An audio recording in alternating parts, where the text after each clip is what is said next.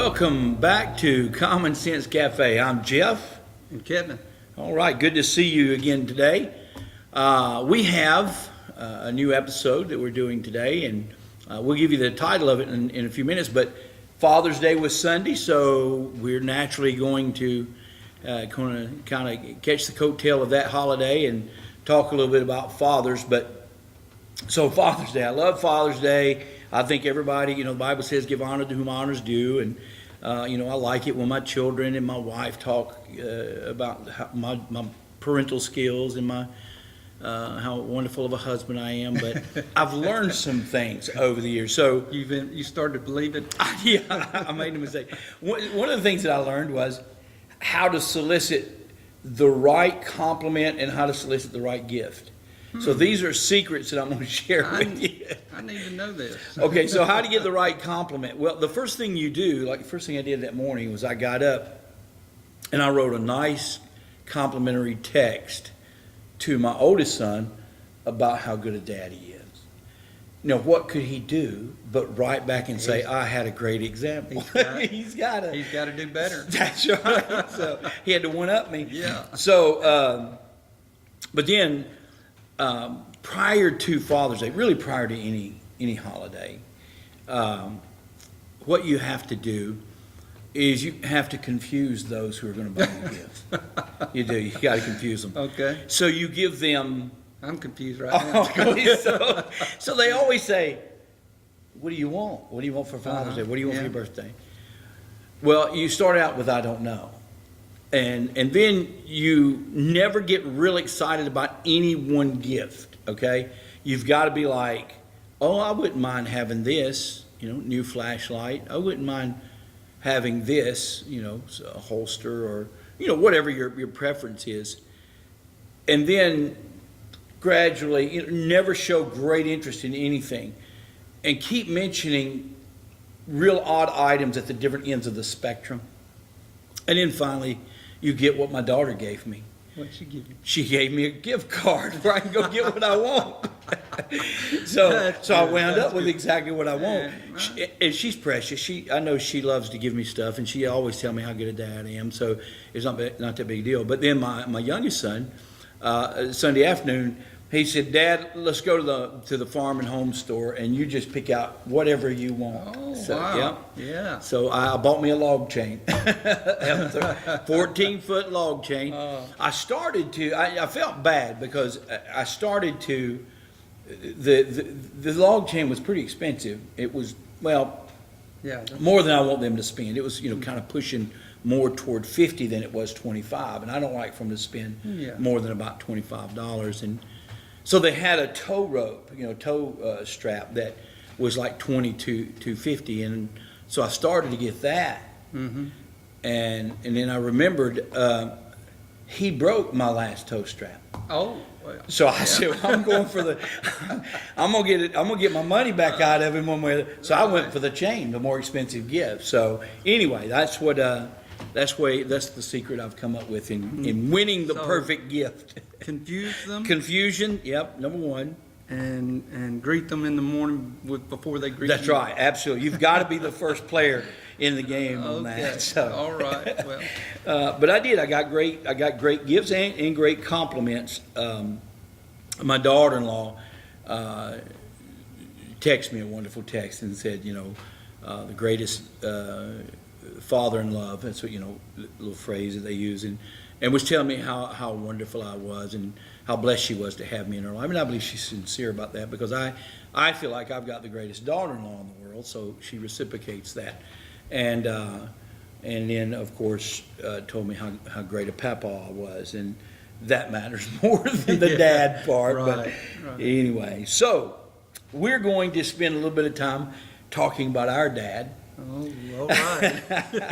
If you want to. So we titled this "How to Gain Perspective While Hiding Behind the Couch," and hopefully you'll understand why we say this a little bit later on. So, firstborn son of Fred Norman Eason. just got my birth certificate in the other day that I had to have it for driver's license and things, and yeah, it was kind of, there it was in writing, Kevin Norman, Fred Fred Norman. Didn't realize he was 21, Mama was 18, so I thought they were the same age. Well, That's another lie. he lied. Oh, he said. Well, matter of told fact, a couple times he said he was younger than Mom. yeah. A year younger than Mom. Right, So there it was, though, in black and white. Yeah. Undeniable. You're Fred Norman Easton's son. Oh, Lord. So. We will edit that Yeah. out. One of the things that I was thinking about, like I said, you being the eldest and all, and the first to come along, and his namesake, and the Fred Norman Easton. I remember that he hated being called Freddie. Mm-hmm. He said, "I'd rather you call me SOB than call me Freddie." And when our brother-in-law met him, he shook hands with him, and he said, "Hey, hello, Freddie." And he said, "I'd rather you call me SOB than call me Freddie." And so he said, "Okay, hello, SOB." So Freddie's little thing didn't pan out too good. So our relationship with Dad was somewhat strained. So let's talk about, maybe we start with let's start with the good. Instead of coming from the negative, let's start with Might as well get it out of the way in a hurry. It won't take long, will it? It won't take long. So talk about Fred Norman Easton as a dad, having him as a dad, and just recollect some nicer things, some good things. Oh, Lord, it's pushing my memory here. I do remember when we were, and like we said before, he left when I guess I was 11 and you were 10, or I was 10 and you were 9, or Somewhere close to there, right, yeah. right in there. It seemed like a long period of time that all that was going on as far as him leaving, but it was probably just months, I guess. But let's see. When we were young, he got involved with us a lot. He did. He was he coached football, little league football or pee wee football. He was with us in the Boy Scouts or Cub Scouts. Mhm. I think Webelos. Yeah. And so he took part. Yeah. He did get out and throw the ball with us, football. It was, Yeah, he was probably one of the only dads that would get out and play pickup games of football with us out in the yard. Yeah. He played quarterback for both teams and was very active in the day-to-day fun stuff that we were doing. One of the games that I remember as a kid that we played it a lot, and we played it even on hard surfaces and everything, but I remember as little kids, we played slow motion football in the house. Remember that? Yeah. That was cool. Everything was slow motion, and he was very animated, and it was a joy. I mean, Yeah. it really was. It was. It was And then fun. another thing that I remember about him was the spontaneity, because we'd be sitting at home on a weeknight now, watching a movie or a show, and the show would just go off, and Freddie would jump up and say, "Who wants a Coke and a candy bar?" And he'd go to the convenience store, or "Who wants ice cream?" or something. So, he had a level of spontaneity that, that was exciting. And we did go on vacations. We took vacations we with did. Freddie. We went to the coast of Mississippi quite a bit. Our mother is a twin, and that family would always go with us, and we were raised really with them more like they were siblings than cousins. So he was exciting in that way.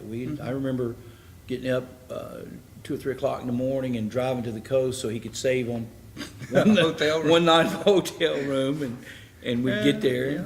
We had go-karts, mini bikes. Yeah, go-karts horses. and mini bikes, horses. Yeah, when we lived out in the country. We had, when you look at that part, and you just talked about that part, you would really think, well, that's pretty normal childhood. It's, everything was, and maybe from the outside, it looked that way to other people. There were moments of normalcy. Yeah. but there were no moments where it wasn't. Yeah, yeah. Yeah. So we'll talk now a little bit about the. Well, now, before you get any further, I do remember one game that we just loved to play. It was where he'd take us and we'd get on our knees, hands behind our back, feet behind our back, and he'd tie them together. And we'd have to walk around on our knees without falling over forward. That was a fun game. Yeah. Yeah. Some people call that torture, but at our house, You know. that was. But he was very active in that kind of stuff. We played hide and seek a lot, or we did tie each other up and you had to be a Houdini to live with Freddie because he'd tie you up and leave you that way if you didn't learn the lesson of how to get out. Yeah, right. The problem was, as much as he was involved in that respect, a lot of times he wasn't involved really parentally. He was more involved with a childlike involvement, almost like he's one of the kids Right. in that. Yeah. And so we struggled to have the father portion of that relationship. So we'll talk a little bit now. What we're going to do is we're going to talk about a few of the negatives, and then we're going to try to draw the contrast between what we experienced and what we've learned is the correct response as a parent. So now, giving you eldest son, first opportunity again, let's talk about some of the extremes. So great in this area, played with us, go-karts, mini bikes, kites, whatever it was we were involved with. Wind blows, he was there. The other side of let the other shoe fall. Well, I guess first to describe a little bit more of his personality is he was kind of an eccentric type person. He would get a truckload of old shoes. Not old shoes, new shoes, but a truckload of shoes, and we'd dump them in the carport. But it was a train that had wrecked, That's derailed. right. Train derailed. And so shoes were all over the place, and Freddie somehow or another got the permission, contract, whatever, and he went out and, like you said, Picked them all up and brought them home, and we spent days after days pairing them together. Same size, same make and everything, just sitting in the carport trying to match them all up.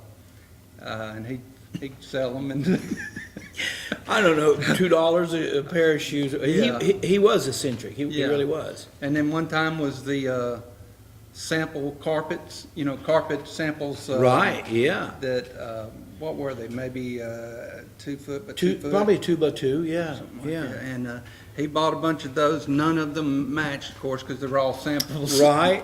So in our den, our floor looked like a checkerboard with no rhyme or nothing reason. matching. Yeah, I've forgotten about the shoes and the checkerboard flooring. I think we did Christmas trees. In fact, one year, he was hired to get the Christmas tree for the First National Bank downtown. Sure did, yeah, huge And, tree. Yeah, it was huge. It was over 2 stories high there in their lobby. Yeah. But Unfortunately, he cut it off of a private piece of property Yeah. without permission. right, He never, but I remember part of it being in the truck and the other hanging into the trailer and Right. hauling it, and it was, that's right. was huge. Yeah, so, sense of humor. Everybody loved his sense of humor. He had a good sense of humor. He, he could talk. interact with people. Yeah. He could talk. People. He was a salesman for a while. Well, he was always A salesman. Sell ice water to an Eskimo. he He had just a- had that. Used furniture store for a while. We Yep. we would go to Jackson to Goodwill, get appliances and things, Yeah. and furniture, and bring them back, and he'd put them in. He had a couple furniture stores. Yeah, yeah. So, He would sell it on financing it himself. and then it wasn't worth what they paid down, Oh, really. yeah, right. And then he would, if you missed a payment at the end of the week, he would come repossess it and turn around and sell it again. And if you had enough money, he would sell it back to you again. And he was indiscriminate. So it was a little eccentric Yeah, it was, behavior. in some ways, it was an exciting Sure, childhood because you never knew what was coming. that's right. It was, he was in construction. He had a construction company but as far as a normal day in, day out job, he worked for Orkin for a while. We were real young when he worked for Orkin. I think Yeah. that was before, you may have started school, but I hadn't started school yet. I started the first grade, and I was in 3 different schools in the first grade. So Right. We had moved, but, yeah, that was, young. But, yeah, he was, eccentric. He was, always, something exciting going on.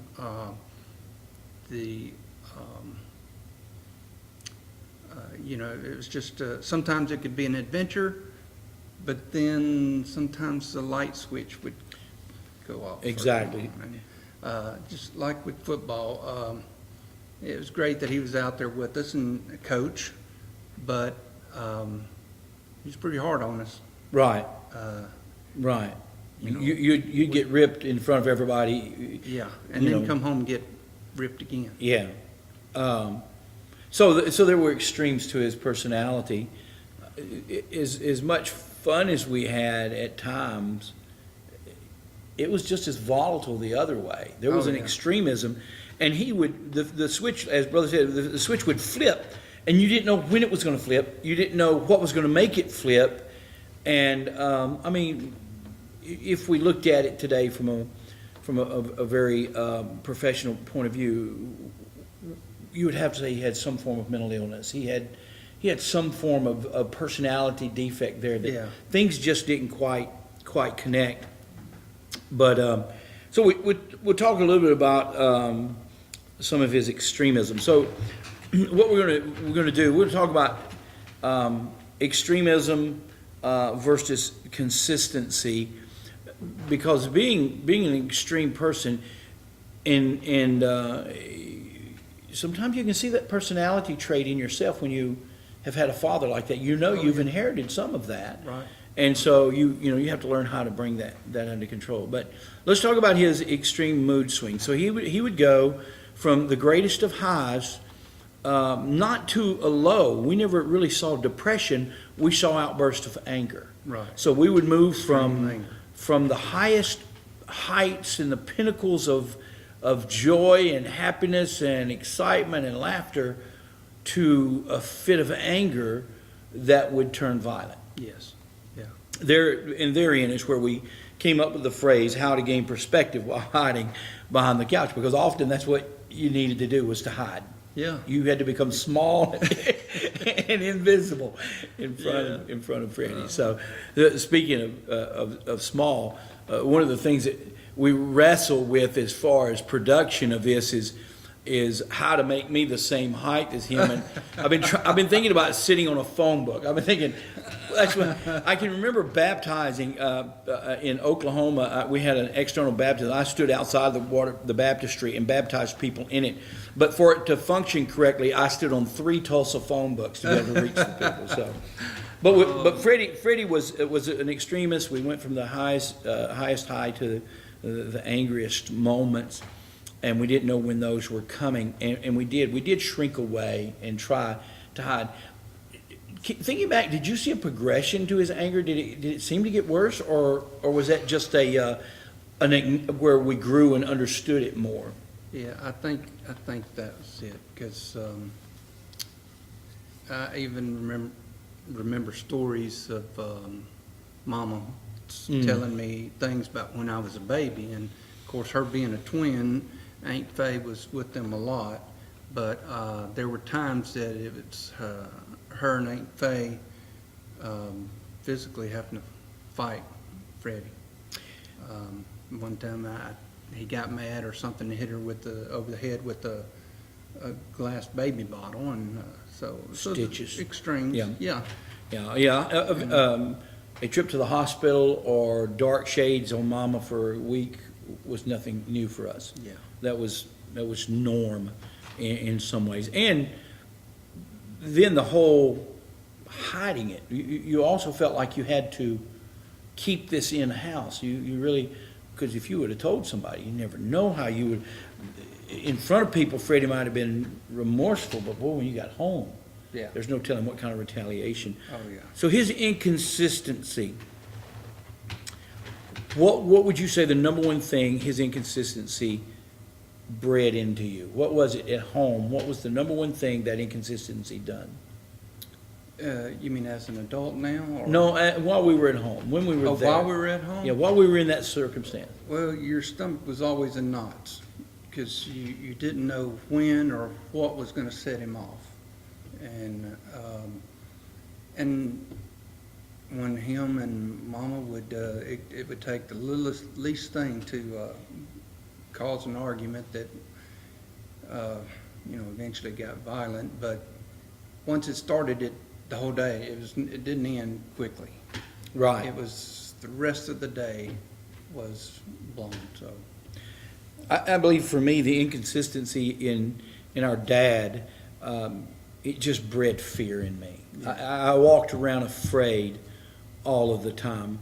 I was afraid Mama would say the wrong thing. Yeah. I was afraid that if we did something wrong and Mama tried to defend that in some way, it would turn into a physical altercation. In which she did quite often. Yeah. And there were two strong personalities. Yes. Both of them. And that didn't make a good fit either. So, I remember that public displays of anger for him, there was almost no filter until other adults were around. right. When other children were around, we could be lashed out at or physically corrected, but it seemed like he was able to kind of curtail that when Yeah, other you're adults right. were around. You're right. He didn't, he was able to hold it when other adults were around. Well, And that- it's, Mama did everything she could to hide it from Granddaddy. Yeah. So, gaining a perspective from hiding behind the couch, one of the things that we do